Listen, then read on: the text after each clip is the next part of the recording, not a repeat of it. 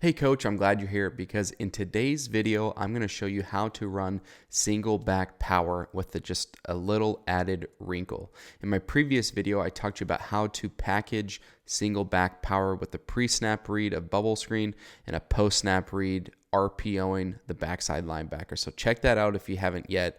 Today, we're going to discuss single back power with just a little change in who we are reading. I'm Coach Besoff from SpreadOffenseFootball.com, where I cover anything and everything related to the spread offense, RPOs, X's and O's, how to attack different fronts and coverages, and a whole lot more. So before I get into this, hit the subscribe button so you can stay up to date on anything and everything that I release related to the spread offense. Okay, so today I'm going to talk to you about how to run the single back power out of 10 personnel, and we're going to change our read key. So let's take a look at how it's done. All right, so we're going to keep this thing the same. We're going to be running power to the left versus an even front. So for the blocking rules, for the most part, everything pretty much stays the same. So for our play side, we're going to be base blocking this here. And now I got this defensive tackle in a 2-eye, so he's near the A gap here. And again, like I said in the previous video, the rules for this play side guard is to not allow this defensive tackle to cross face and penetrate the opposite gap. So he is going to keep him on his inside pad, and he's not going to allow him to penetrate the B gap here. That's because now we're going to make a long call down the line so our backside guard knows to pull through the B gap now for the play side linebacker. Our right tackle, backside tackle, same responsibility for him. His one rule is to not allow anyone through the backside B gap. Absolutely cannot happen. So the only person up front that is doing something different, that has a different responsibility, is going to be our center.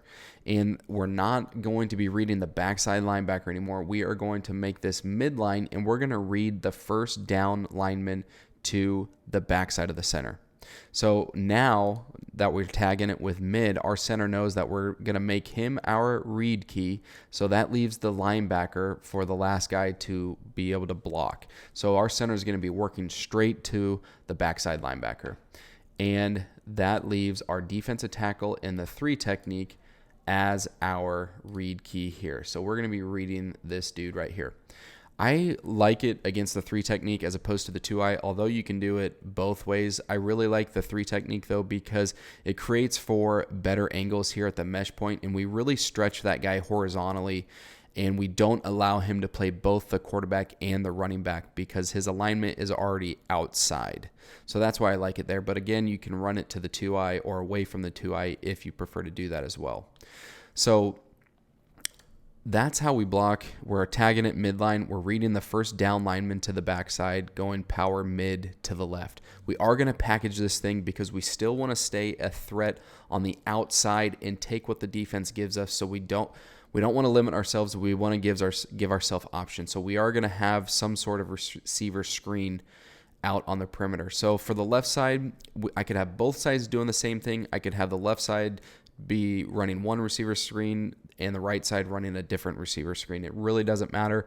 But again, we want to make sure that we have numbers and the advantage in the outside. So for this here, let's just make him, we're going to run bubble here to the left. We're going to keep that the same. So we're going to be 1-for-1 out there.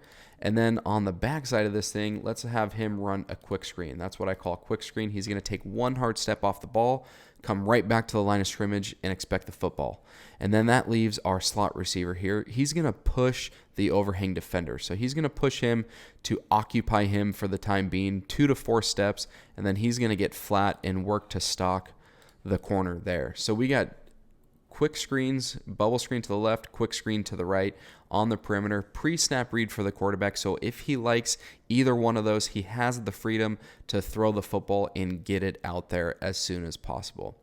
If he doesn't like those quick screens, then it will take him to the post snap, which is going to be running midline to the left. And so his reads are pretty simple. He's going to read this defensive tackle in the 3 technique.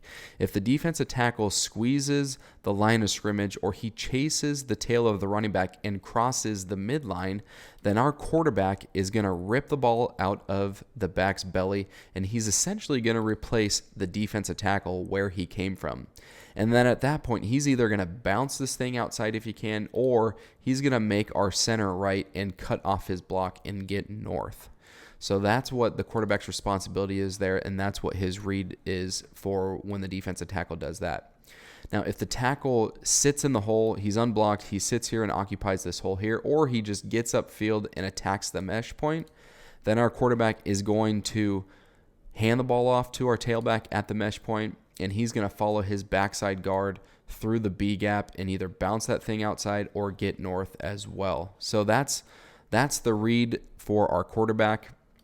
And really, what I really like about this is that we're getting to the second level and blocking both linebackers. So whether the quarterback keeps it for himself or he hands it to the running back, we got those guys blocked. And for us, we're able to get to the second level, and that opens us up to be able to run through those lanes there. So I really like that. Obviously, it's not the traditional read key of backside linebackers and man on the line of scrimmage. So we're tagging this thing as midline, but still packaging this play to be able to take advantage of what the defense gives us, either in the run or the pass.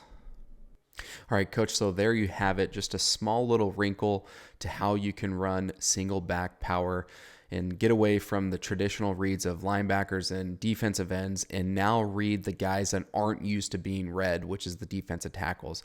Most of the time when those guys get unblocked, all they do is they follow the football and they chase those running backs and try to jump on them like they're a piece of steak. So that's why I love it, because it really opens up running lanes for the quarterbacks and gets them involved in the running game as well. So I hope that you found this useful, and again, that you can take this and implement it in your offense.